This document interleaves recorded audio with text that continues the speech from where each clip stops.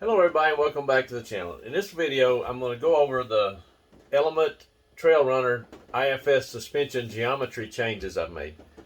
Um, in an earlier video I've mentioned that I used the Night Customs pieces that raise the diff to give you more ground clearance. And that created a bunch of geometry issues, so I'm going to go over what I did. First of all, first thing I did was try to change the steering arm angle. I never could get it right. I ended up buying the Bauhaus piece that lowers the geometry. Problem is, it's made for the regular diff location. So I'm going to turn this. I'm going to turn this camera around and see if I can point out this a little better. So hang tight. Okay, so let's see. I'm going to get my pen. Maybe I can point this out. This piece here is the Night Customs printed piece that raises the suspension up. When I first did that, it was one of the first things I printed because I was excited about raising that up. I thought that was really cool. I made it too low of a quality. The filament, the layers were too thick, and it ended up breaking pretty quick. And part of the reason it's breaking is because the geometry was all screwed up. So the biggest change I made, it took me a while to figure this out, but I don't know if you can see right here, I've got a 4mm pin, hinge pin in that upper arm.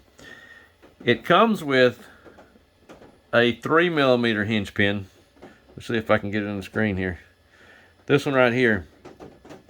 Problem is, it doesn't fit the hole in the arm super tight, and there's a lot of slop.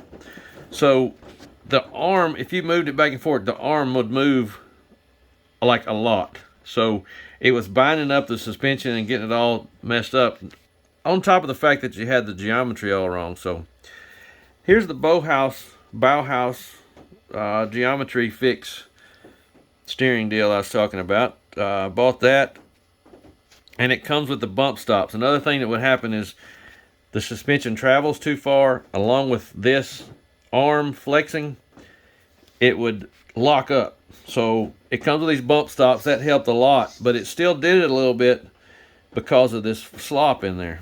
So what I did, you can see it's kind of ground down, and on this side you can see like thread sticking through.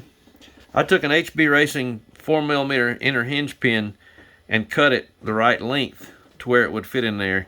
It took a lot of work, a lot of massaging to get in there. I don't remember the size, and the only reason I didn't video all that is because I wasn't sure if it was going to work. But I've been running it for a long time now, testing it before I decided to make this video. So I had to drill it out, and on the other side, let's go back over here. The other side has that threaded part, so it's got a step in there. So I had to drill out that end of the arm with a step in it so the hinge pin would stop, and then cut it off on this end. Where's my pin? Cut it off on this end so you can put that set screw back in there, hold it in place. So what I did, I drilled it out a little small, then stepped it up a little each time till it fit just right. And I went down as far as polishing the pin, sanding it down, getting a little smaller. It took me a long time, a lot of trial and error to get it where it was still a tight fit, and then I would run it in and out of there with a drill to break it in. And it was a little tight at first, but it eventually got to where it's still a pretty tight fit, but has good travel. So another thing I had to do was, because this raises this diff 13mm, so obviously this arm would be at the wrong angle and had crazy bump steer. You'd compress the suspension, it would steer like crazy. So you want to get this arm and this arm pretty much the same length. So that's what I've done with these spacers, 13mm shims. It comes with some shims. Originally you move the mount from the top to the bottom, but then that puts the angle still at a crazy angle. So I made these 13mm shims. It took a lot of trial and error. Getting these lengths right was a bear, because they don't give you an adjustment screw and opposite threads on each side like a normal RC car does. And getting the steering links right and getting the toe right was a little bit of a task, but not too bad.